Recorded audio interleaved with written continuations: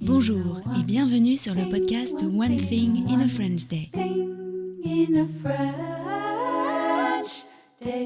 Aujourd'hui, vendredi 15 décembre 2023, cet épisode, le numéro 2310, s'intitule La ruche, cité d'artistes. J'espère que vous allez bien et que vous êtes de bonne humeur. Je m'appelle Laetitia, je suis française, j'habite près de Paris et je vous raconte au travers de ce podcast un petit bout de ma journée.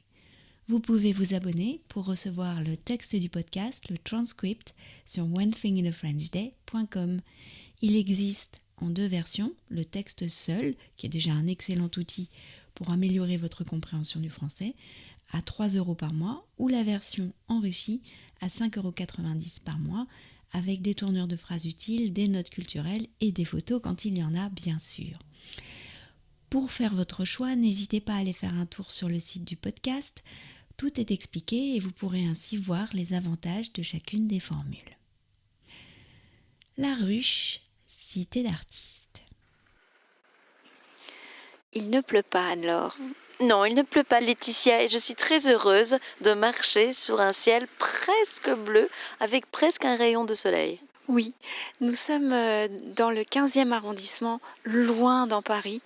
Nous sommes allés voir La Ruche, qui est maintenant toujours une cité d'artistes avec des ateliers. Et en ce moment même, il y avait une exposition, donc on a pu entrer, pas vraiment dans la ruche, mais dans une salle qui est devant le bâtiment. Et là, on a fait une rencontre très sympa, t'es d'accord ?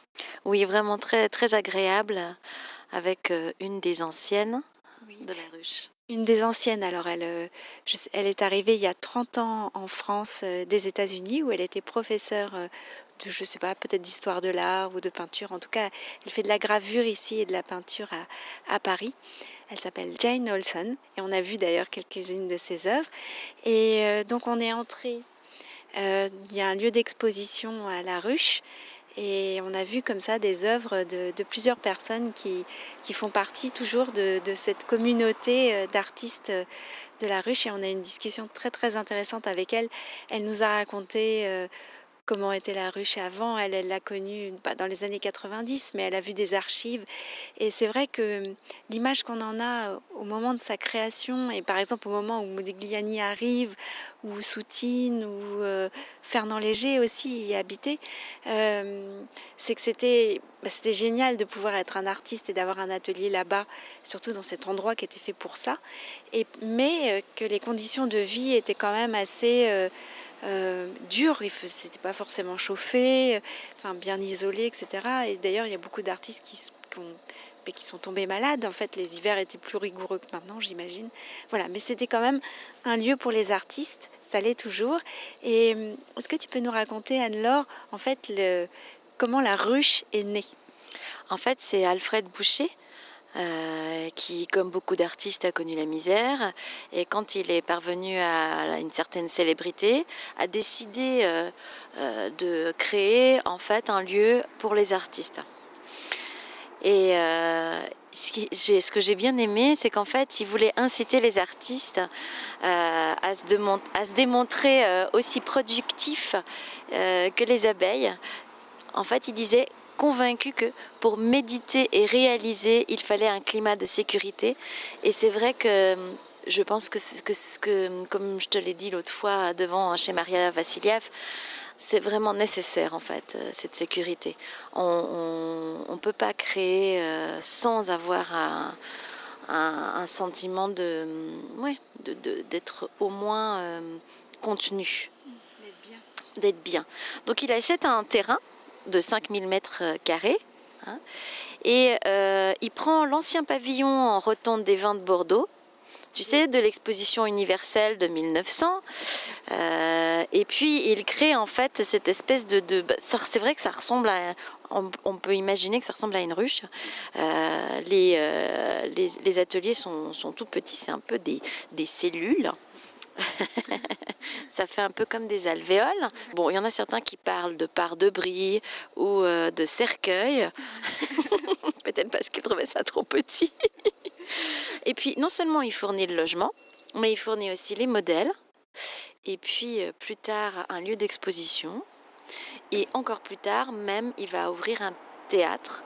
Et certains comédiens de la Comédie Française vont venir y jouer. Louis Jouvet, non? Oui, notamment Louis Jouvet. Et on comprend mieux, en fait, comme c'est un peu excentré, c'est-à-dire qu'on est vraiment tout au sud de Paris, là, comprend l'intérêt des cafés, en fait, de quitter un peu ce lieu renfermé bien pour la création, mais d'aller s'ouvrir et d'aller un peu plus loin, de remonter vers le carrefour Vavin pour se retrouver aux différents cafés. La Coupole. Ah non, mais la Coupole, c'est plus tard. Hein.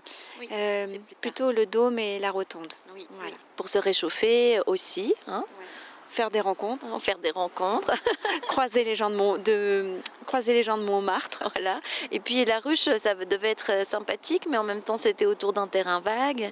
Il y avait pas mal de restes de marbre justement d'Alfred Boucher. Alors les artistes pouvaient s'en servir, mais enfin bon, ça devait pas être tellement gai comme lieu.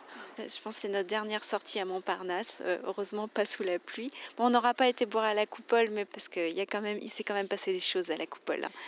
Oui, il s'est passé des choses et puis j'aimerais quand même une fois qu'on y aille, mais peut-être plus tard, parce que j'aimerais voir si on voit toujours les colonnes peintes par Maria Vassiliev. Alors, dans ce cas-là, je te propose qu'on se retrouve au mois de janvier, peut-être pour un épisode spécial Coupole, parce qu'il y a quand même plein de choses à dire. D'accord. Ok, super. Alors, ainsi se clôt notre série d'épisodes autour de Montparnasse. Et on vous dit à bientôt. Au revoir Anne-Laure. Au revoir Laetitia. Et oui, au revoir chers auditeurs. One Thing in a French Day, c'est fini pour aujourd'hui. Je vous souhaite à tous de passer un très bon week-end et je vous retrouve lundi pour un nouvel épisode du podcast. À bientôt, au revoir. One thing in a French